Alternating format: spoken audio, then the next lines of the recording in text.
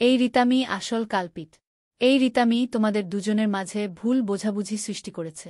অবশেষে রিমকে দেখে চিনতে পেরেই আদিত্য আর সুদীপার সামনে রিমের মুখোশ খুলে দিল টিনা। হ্যাঁ বন্ধুরা, আমরা এমনটাই দেখতে পাব অনুরাগের ছোঁয়া ধারাবাহিকের আগামী পর্বগুলোতে। আদিত্যর মায়ের কথায় আদিত্যর হুঁশ ফেরে। বুঝতে পারে সুদীপা তাকে ঠকাতে পারে না। তাই আদিত্য কনস্টেবল তরুণ বাবুকে ফোন করে এবং জানতে পারে যে অভ্রর সাথে আছে সুদীপা, দাদাভাইয়ের সাথে আছে। আদিত্য বেশ অবাক হয়। দাদাভাইয়ের সাথে সুদীপা আছে, অথচ দাদাভাই একটাবার জানালো না, আব্রোকে ফোন করেও ফোনে পায় না।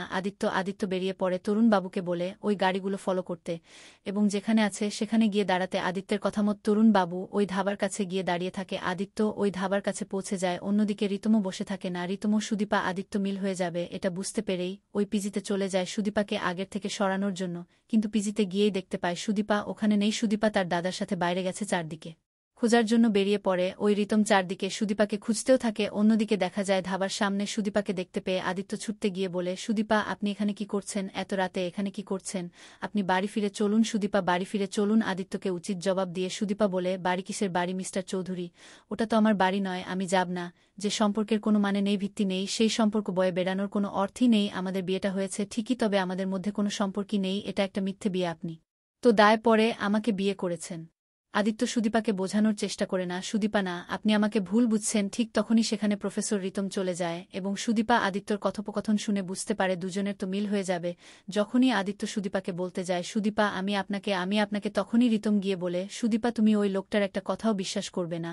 ওই লোকটা তোমার জীবনটা শেষ করে দিচ্ছে। তুমি আমার সাথে চল, পিজিতে চল, তুমি পিজিতেই থাকবে। আদিত্য রেগে গিয়ে রিতমকে বলে, আবার আপনি এখানে এসেছেন। ঠিক তখনই এগিয়ে যায় কিনা দূর থেকে রিতমকে দেখেই চিনতে পারে এবং এগিয়ে গিয়ে বলে, তার মানে রিতম এখানে, আর এই রিতম এদের দুজনের মাঝে ভুল বোঝাবুঝি সৃষ্টি করছে। টিনা এগিয়ে গিয়ে ওই রিতমকে বলে, ছিমছি, তুমি আবারও একটা মেয়ের জীবন নষ্ট করছো। তুমি কেন এদের স্বামী স্ত্রীর মধ্যে ঢুকে কথা বলছো? রতম টিনাকে দেখে বলে, টিনা তুমি এখানে? টিনা রতমকে বলে, হ্যাঁ আমি এখানে। কেন? অবাক হলে? তাই তো, ডিভোর্সের পর আমি আবার নতুন করে নিজের জীবনটা শুরু করতে চাইছি। তার জন্য অবাক হলে? তোমার মতো একটা নোংরা ছেলেকে বিয়ে করে আমি আমার জীবনটা শেষ করে ফেলেছি, তবে তুমি দেখছি থেমে যাওনি।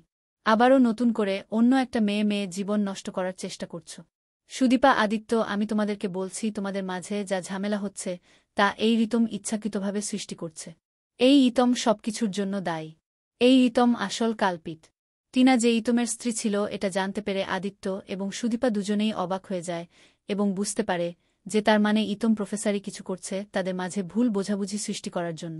তো বন্ধুরা, তোমরা এটা চাও তো এভাবেই যেন টিনা ও রিমের মুখ সবার সামনে খুলে দেয়। কমেন্ট করে জানাতে ভুলো না।